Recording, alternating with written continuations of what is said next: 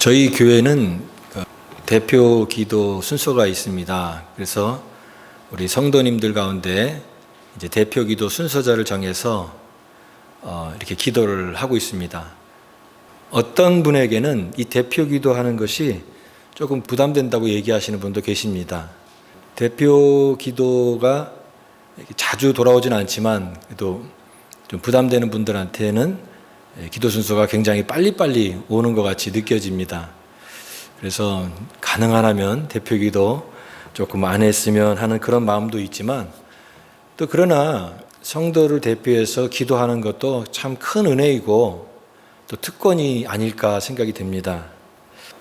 어떤 분은 또 이런 부담감이 왜냐하면 무대 공포증, 그러니까 앞에 나와서 사람들 앞에서 이렇게 하는 게 조금 떨리고 긴장돼서 좀 부담스러워하는 분들도 계십니다. 그래서 이 대표기도를 어떻게 하면 잘할 수 있을까? 그런 책도 있더라고요. 대표기도 잘하는 법. 예. 그걸 이제 열심히 책을 사가지고 읽으면 대표기도를 좀 잘할 수 있겠는가 잘 모르겠습니다. 근데 여러분, 기도는요, 말 잘하는 것과는 다릅니다. 어떤 분이 대표 기도하실 때, 참 기도 잘하세요. 그러잖아요. 그분에게 참 어떻게 이렇게 말을 잘하세요. 말이 아주 청산유수시네요. 그러면 그게 칭찬이 아니겠죠. 기도를 잘하는 것과 말을 잘하는 것은 다릅니다. 아무리 청산유수, 진짜 말을 너무너무 아주 부드럽게 막 유창하게 하는 그런 기도가 때로는 은혜가 안 될 수가 있습니다. 또 때로는 말을 더듬더듬하고 되게 어눌하게 기도를 하는데 그게 또 은혜가 될 수가 있습니다. 그래서 기도는 어떤 그런 말 잘하는 것이 아니라 그 이상의 어떤 영적인 어떤 부분이 있지 않겠는가 생각이 됩니다. 기도가 유창하거나 또 많은 내용을 다 말할 필요는 없습니다. 제가 요즘에 생각하는 것이 미국 교회에서 이렇게 연세 드신 분들을 뭔가 행사를 하거나 무슨 순서를 맡길 때 자율로 하는 게 아니라 지정해 주는 겁니다. 그래서 의자에 앉을 때에도 이쪽에 앉으세요. 그리고 순서 맡은 자에게도 5분 정도만 해주세요. 그렇게 형식을 정해주고 시간을 제한을 주면은 그 안에서 잘 이루어진다라고 하는 것입니다. 근데 그게 아니라 자율로 다 맡겨버리면 무질서해지는 거예요. 의자 앉는 것도 막 아무 데서나 앉고 5분 해야 될 거를 막 10분, 20분 막 그렇게 되면은 이 순서가 지루해지고 또 그렇게 됩니다.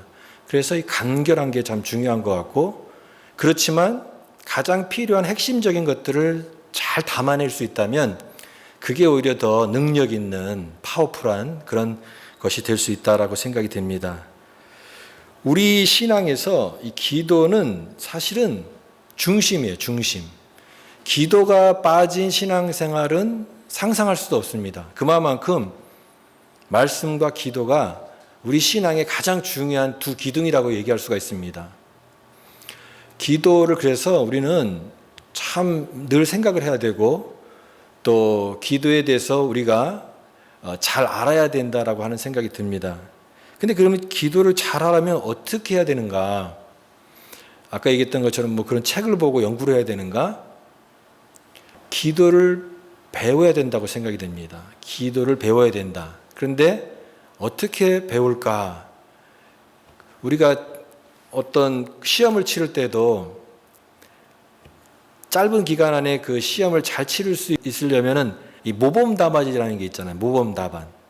모범 답안을 구해가지고 그것을 아주 그냥 밤새도록 익혀가지고 완전히 외워서 통째로 외워서 이렇게 시험에 나가면 또 시험에 좋은 결과를 얻을 수가 있죠.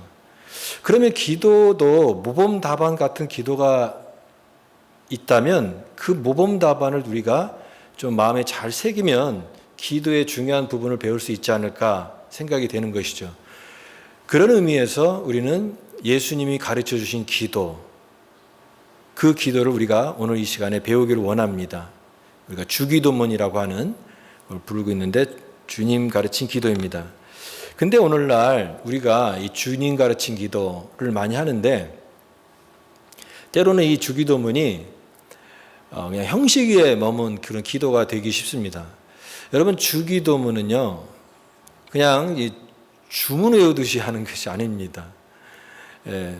아무 의미도 생각하지 않고 그냥 습관적으로 주문을 외우듯이 뭐 가나다라 마바사 뭐 그렇게 하듯이 주문을 외우듯이 그렇게 하는 것이 이 주님 가르친 기도가 아닙니다. 주님의 가르쳐 주신 이 기도를 우리는 배워야 되는데 오늘 제자들이 예수님 우리에게 좀 기도를 가르쳐 주세요. 왜냐하면 제자들이 볼 때 예수님의 삶의 모습 중에서 가장 인상적이었던 여러 부분이 있다면 그 중에 하나가 늘 기도하시는 모습이었어요. 새벽에 기도하시고 밤에도 기도하시고 그러면서 기도를 통하여 하나님과 교제하며 하나님의 신령한 능력으로 사역하시는 그 예수님의 모습이 너무나 인상적이어서 예수님이 저 기도를 배우고 싶다. 그래서 우리도 그 기도를 배우기 원합니다. 좀 가르쳐 주세요. 그때 예수님께서 너희는 이렇게 기도하라 라고 말씀하시면서 가르쳐 주신 기도의 내용, 그것이 바로 우리가 흔히 말하는 주기도문입니다. 주기도문. 오늘 우리가 이 주님 가르친 기도를 통해서 이 안에 내용이 너무 사실은 깊어요. 그래서 이게 뭐 한 주만으로 다 다룰 수 없는 그런 많은 주제가 있고 여기 핵심적인 그런 내용은 몇 주에 걸쳐서 같이 설명해도 부족할 정도입니다. 그러나 오늘 우리가 이 핵심, 이 참된 기도의 내용과 정신, 그것을 우리가 깊이 깨닫고 앞으로 우리가 기도 생활할 때에 이 주님 가르친 기도의 정신을 우리 마음에 잘 녹여서 이렇게 기도할 수 있다면 오늘 굉장히 유익한 시간이 되고 하나님 앞에서 좀 귀한 시간이 되리라고 믿습니다. 기도에 있어서 가장 중요한 핵심은 대상이 누구냐 하는 것입니다. 기도할 때 누구에게 기도하느냐입니다. 근데 오늘 아버지라고 하는 단어가 처음 나옵니다. 여기 주기도문의 원어에 보면요, 아버지라는 말이 처음 나와요. 너희는 이렇게 기도하라 그러면서 하늘에 계신 우리 아버지, 또는 오늘 여기 말씀해 보면 아버지여, 그 아버지가 나오죠. 기도의 처음 단어가 아버지라고 하는 것을 먼저 기억하시기 바랍니다. 굉장히 어떻게 보면 되게 단순한 얘기잖아요. 기도를 그럼 하나님 앞에 하지 누구에게, 다른 사람에게 하는가? 근데 우리가 내가 기도하는 대상이 하나님이라는 것을 생각하지 못하고 기도할 때가 많아요. 그런데 항상 우리는 내가 기도하는 대상이 하늘에 계신 하나님 아버지구나라고 하는 것을 늘 우리의 기본에 가장 중요한 중심으로 하고 드리는 것이 기도라고 하는 것이죠. 본질이고 거의 전부와 같다라고 생각이 됩니다. 성경학자들이 신학을 이렇게 연구하잖아요. 성경을 연구하는데 그 이제 신학을 연구하면서 그 분야별로 신론, 하나님에 관한 것을 이제 성경에 나와 있는 하나님에 관한 신학적인 것을 정리한 것을 신론이라고 하죠. 그리고 기독론은 예수님에 관한, 예수 그리스도에 관한 성경의 진리를 신학적으로 정리한 게 기독론입니다. 그래서 뭐 신론, 기독론, 성령론, 교회론, 종말론, 구원론 이렇게 여러 신학의 그런 내용들이 있는데 그 중에서 이 기독론에 있어서 예수님에 관한 그런 여러 신학적으로 공부하고 연구하는 분들이 간접 기독론이라는 게 있어요. 간접 기독론이라는 게 뭐냐면 직접적인 게 아니라 다 간접적인 것이다. 그래서 우리가 이 철학자들 중에 데카르트라고 있잖아요. 데카르트. 그 데카르트가 철학을 하는 방법이 뭐냐면 의심하는 거였어요. 의심. 그래서 우리가 볼 때는 굉장히 자명한 진리라고 할지라도 그걸 일단 의심해 보는 거예요. 그래서 의심을 자꾸만 제거하면 가장 순수한 진리만 남지 않겠는가 해서 이 방법적으로 의심을 해서 회의론자, 회의주의 그런 철학적 하나의 분파를 이뤘는데 이분의 이제 모든 게 다 이렇게 의심하니까 모든 게 다 근데 더 이상 의심할 수 없는 한 가지가 있는데 그게 뭐냐면 자기가 의심한다라고 하면 자기 자신을 부인할 수 없었던 거예요. 그래서 생각한다, 고로 나는 존재한다라고 하는 철학 제1명제가 거기서 나온 겁니다. 그 의심의 방법을 성경에 적용을 해서 예수님께서 하신 말씀의 가장 예수님의 하신 말씀의 그 내용을 찾는데 그러면 유대교로부터 온 것도 아니고 초대교회로 전통으로부터 온 것이 아닌 예수님으로부터만 순수하게 나온 그런 말들이라든가 표현을 찾는 겁니다. 그게 간접 기독론이에요. 그래서 찾은 것 중에 하나가 아바라고 하는 단어입니다. 아바. 그것이 아버지예요. 오늘 주기도문의 첫 번째 단어 하늘에 계신 우리 아버지, 그 아버지입니다. 원래는 파테르인데 원래 원어는 아바라고 하는 단어에서 나온 말이에요. 이 아바라고 하는 말은요, 신앙생활 많이 하신 분들은 이 아바, 아버지 많이 들어봤을 겁니다. 유대인 가정의 그 자녀들이 아버지한테 부르는 호칭이 아바예요. 아바. 근데 예수님은 하나님을 아버지라고 부르고 있다라고 하는 것입니다. 그럼 그 전까지는 유대교라든가 모든 다른 면에서는 하나님을 아버지로 부른 적이 있느냐? 그게 없어요. 그런 표현이 없습니다. 하나님을 아버지라고 부르는 게 이게 성립이 안 되는 겁니다. 근데 예수님은 아바, 하나님을 아버지라고 부르고 있습니다. 이 얘기는 무엇입니까? 주기도문에 주님 가르친 기도의 가장 중요한 핵심이 뭐냐면 그 아버지를 대상으로 하나님 앞에 기도하는데 그 아버지가 이 친밀한 아버지. 맞아요. 가정에서 어린아이가 아버지에게 다가올 때 아빠라고 부르면서 오는 거잖아요. 우리가 부모님 어릴 시절에 아버지를 존경하시고 친애하시고 인자하시고 또 인민을 사랑하시고 그러나 우리 아버지요 그렇게 부르지 않잖아요. 그냥 아빠 부르잖아요.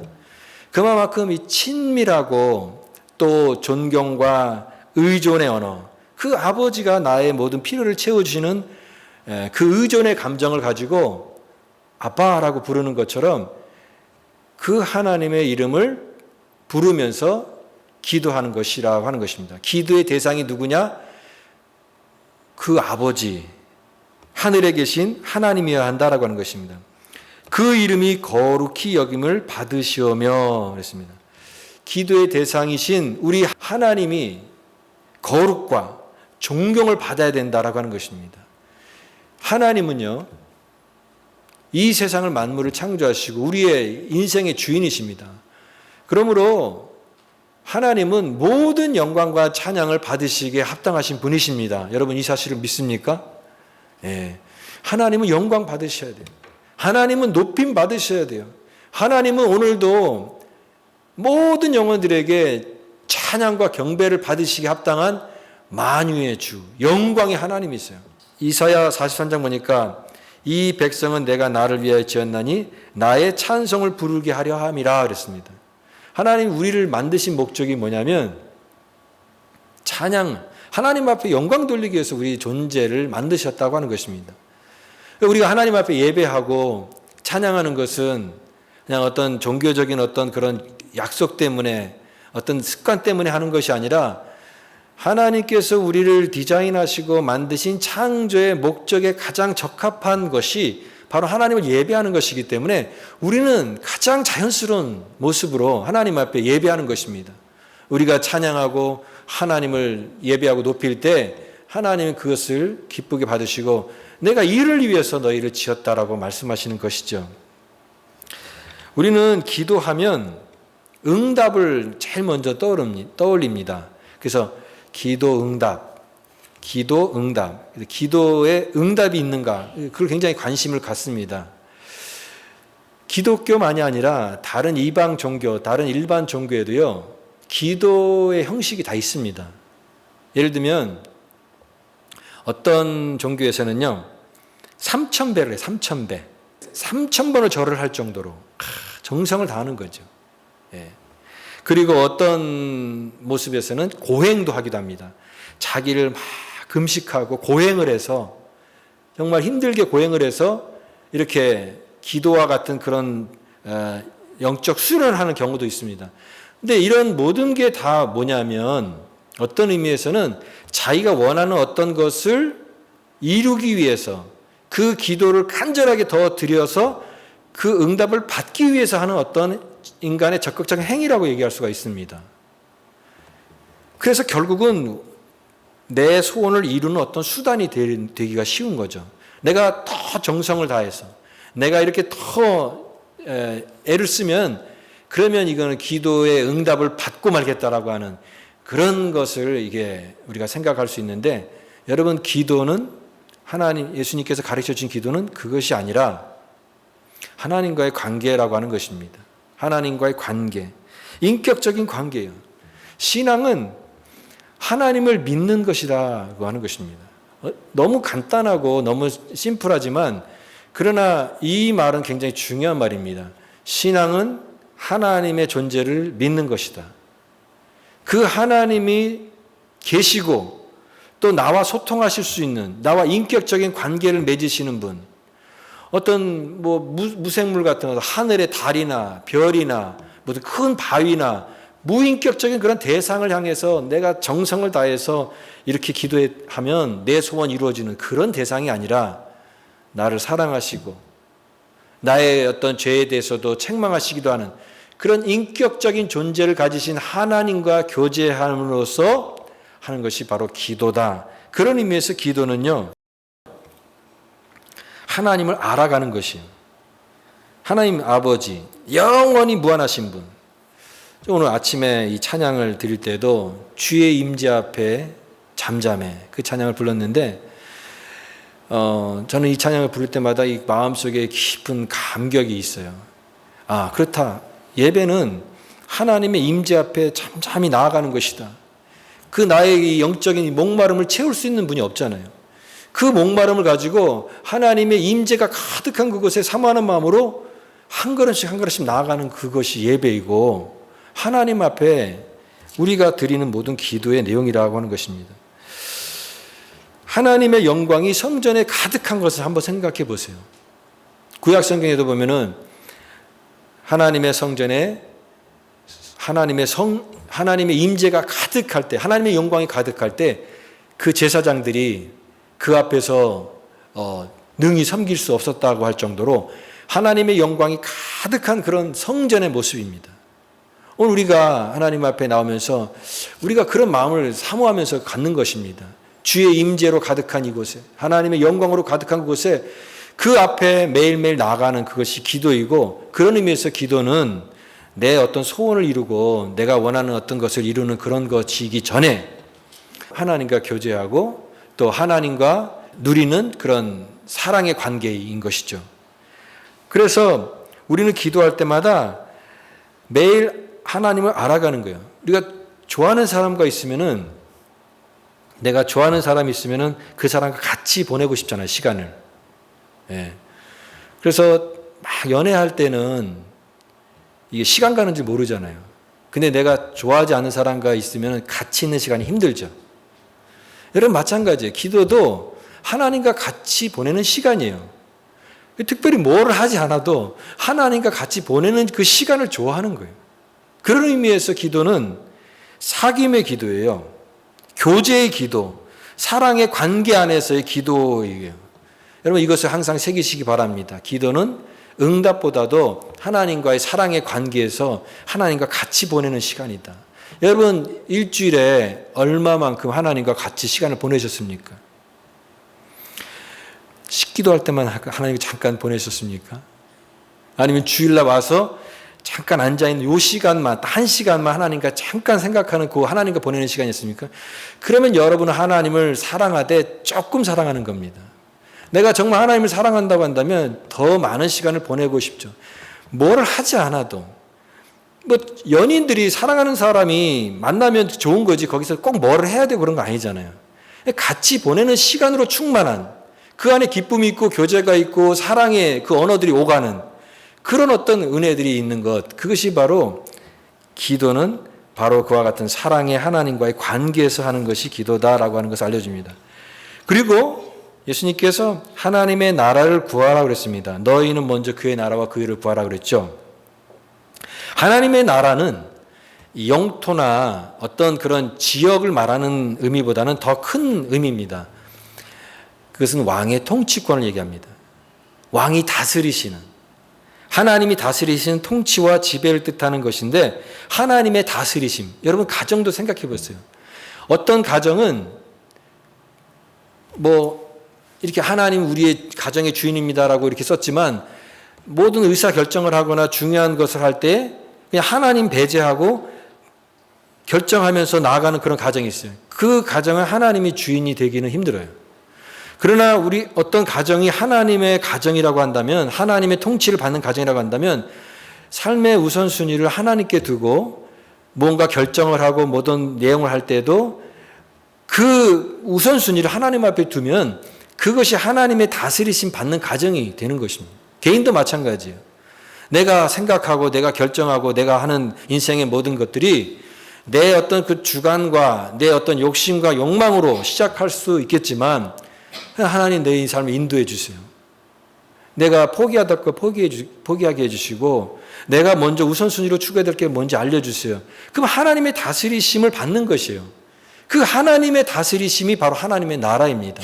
오늘 하나님의 나라가 교회에 임해야 되고, 우리 가정에 임해야 되고, 우리 심령에 임해야 되는 줄 믿습니다. 하나님이 다스리실 때 그 하나님의 통치를 받는 인생, 하나님이 인도해 주시고 붙잡아 주시는 그런 인생이에요. 너희는 먼저 그의 나라와 그의 일을 구하라. 인생의 모든 초점을 하나님 나라에 맞추는 그런 삶을 구하라고 하는 거예요. 안경 맞출 때 여러 가지 그 렌즈를 다 끼우더라고요. 이렇게 큰 이렇게 틀을 하나 만들어 놓고 여기다가 이거를 렌즈를 끼우면서 그 안경사가 묻습니다. 요게 잘 보여요? 요게 잘 보여요? 그래요. 그래서 A와 B를 비교하는데, 이게 조금 더 잘 보이는 것 같아요. 그러면 이제 또 다른 걸 끼워줍니다. 요게 더 잘 보여요? 요게 더 잘 보여요? 그래서 점점 이렇게 맞추면 초점이 또렷또렷해져요. 이게 더 잘 보입니다. 여러분, 하나님의 나라와 그 일을 구하라. 우리가 하나님의 이 초점을 갖지 않으면 이 세상은 두 개로 보일 수밖에 없어요. 내 욕심, 내 어떤 판단, 이런 것들이 선명하지가 않아요. 그런데 하나님의 나라와 의를 구하라. 이 하나님의 나라와 그 초점을 맞추면 이게 초점이 점점점 흐려진 초점이 또렷하게 보이게 됩니다. 싱글 포커스가 돼요. 잘 맞춰진 거예요. 그 나라와 그의 의를 구하는 거예요. 오늘 하나님의 백성은 이 세상에 아무렇게나 살아가는 존재로 하나님 부르신 것이 아니라 하나님의 나라와 그의 의를 임하도록 간절히 구하는 그런 삶을 살기 위해서 우리를 부르셨다라고 하는 것입니다. 이 부분이 하나님을 구하는 그런 기도라고 한다면, 이 주님 가르친 기도의 두 번째, 크게 첫 번째 부분은 하나님에 관한, 두 번째 부분은 우리의 필요를 구하는 그 기도로 구성되어 있습니다. 그 첫 번째 문장이 일용할 양식을 주옵시고, 이제 하늘의 부분이 땅으로 내려오는데 너희들의 필요를 구하라. 하나님의 영광을 구하고 하나님 나라를 구하는 삶이 있고, 그리고 나서 우리가 또 이 세상에 살아가면서 우리에게 필요한 것들을 구하는 그 기도를 또 가르쳐 주십니다. 일용할 양식을 주옵소서. 일용할 양식, 이 말은요, 오늘 필요한 양식입니다. 그날그날의 인간이 살아가는데 실존에 필요한 양식을 얘기해요. 그 일용할 양식을 구하라라고 했어요. 영어로 하면 daily bread, 매일매일의 양식이요. 근데 여기서 우리가 생각해 볼 때 날마다라고 하는 매일매일 일용할 양식과 함께 평생에 그런 필요한 걸 채우는 그런 액수가 있잖아요. 근데 왜 하나님은 매일매일 필요한 양식을 구하라고 했을까? 평생 먹을 수 있는 걸 구하지 않고. 몇 년 전에 한국에서 설문조사를 했는데, 당신에게 얼마가 있어야 평생 돈 걱정 없이 살 수 있겠습니까? 그런 질문이 있었어요. 여러분에게 평생 돈 걱정 없이 살 수 있는 돈이 얼마가 있으면 좋겠습니까? 한국에서는요, 한 50억 있어야 되는데요. 50억. 왜냐하면 한국의 아파트가 좋은 게 아파트가 막 25억 정도 하잖아요. 그러니까 한 5 밀리언 정도가 있어야지 그래도 좀 부자다. 조금 이렇게 돈 걱정 없이 너무 거기에 매여가지고 사지 않고 좀 여유 있게 살 수 있는 그런 것이 한 5 밀리언 정도 된다. 우리 교인분 중에 5 밀리언 있는 분 없잖아요. 네. 그래서 우리가 기도할 때 하나님 그냥 매일매일 그거 말고 한 번에 그냥 평생 돈 걱정 없이 살 수 있는 그걸 주면 좋겠습니다. 근데 주기도문의 그 정신은요, 평생 먹고 살 수 있는 걸 구하는 게 아니라 매일매일 일용할 양식을 구하는 것입니다. 그 얘기는 뭐냐면 내가 오늘 먹고 살아가는 것이 하나님으로부터 공급되는 것을 인정하는 고백을 담은 것이에요. 오늘 아침에 아침밥을 드시고 오셨잖아요. 따뜻한 국과 밥을 먹으면서 감사기도 하고 드시지 않았습니까? 저는 그렇게 생각해요. 하나님이 나를 먹이시는구나. 하나님이 공급자. 하나님 우리를 공급하시는 분이세요. 내가 이렇게 수고해서 이렇게 밥 차려가지고 먹는 거야. 내가 땀 흘려서 먹는 거야. 우리 신앙인은 그렇게 생각하지 않습니다. 하나님이 주신 것입니다. 하나님이 나를 먹이십니다. 그래서 감사합니다. 일용할 양식을 감사하는 것입니다. 이것이 주기도문의 정신이에요. 하나님이 나를 채워주시고 나를 인도하시고 오늘도 내 메마른 삶을 채워주시는 분 하나님으로부터 옵니다. 그 하나님의 은혜를 늘 잊지 않고 기억하는 그런 기도를 드리는 것이죠. 그리고 마지막에 여기 오늘 이 누가복음에 기도의 용서의 삶이 담겨 있어요. 용서. 오늘 우리가 우리의 죄를 다른 사람이 우리에게 죄를 지었을 때 용서하는 것 같이 우리의 죄를 용서하여 주옵소서. 기독교 신앙은요, 용서가 빠질 수가 없습니다. 우리가 믿음의 사람이라고 한다면 용서하는 삶을 살아야 되는 것입니다. 내가 하나님의 은혜를 알고 믿음이 좋아요. 근데 저 사람은 용서 못해. 난 용서가 안 돼. 그러면 그 사람은 은혜를 모르는 거예요. 은혜를 아는 사람은 용서할 수밖에 없습니다. 용서가 나타나야 돼요. 그런데 오늘 이 예수님께서 가르쳐 주신 보면 우리의 죄 지은 모든 사람을 용서하오니 우리 죄도 사해달라라고 하는 이 표현이 우리가 다른 사람의 죄를 용서하는 조건으로 하나님이 용서해 주시는 그 같은 느낌이 들어요.